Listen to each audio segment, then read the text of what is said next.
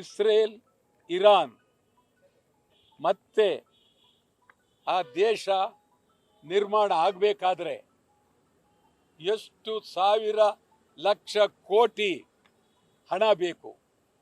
ಈ ಹಣ ಇಲ್ಲದೆ ಬೆಲೆ ಏರಿಕೆ ಆಗುತ್ತೆ, ನೋವಾಗುತ್ತೆ, ದೇಶ ಅಭದ್ರತೆಗೆ ಹೋಗುತ್ತೆ. ಅಮೆರಿಕ ಟ್ರಂಪ್ ದುಡುಕಿದ್ದಾರೆ, ಗಂಭೀರವಾಗಿ ಚಿಂತನೆ ಮಾಡಬೇಕಾಗಿತ್ತು.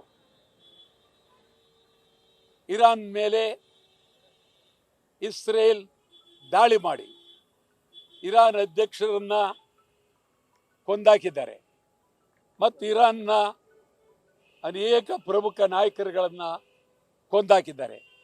ಅದೇ ರೀತಿ ಇಸ್ರೇಲ್ನಲ್ಲೂ ಪ್ರಮುಖರು ಸತ್ತಿದ್ದಾರೆ ಮತ್ತು ಅಮೆರಿಕದ ಪ್ರಜೆಗಳು ಸತ್ತಿದ್ದಾರೆ, ಸೈನಿಕರು ಸತ್ತಿದ್ದಾರೆ.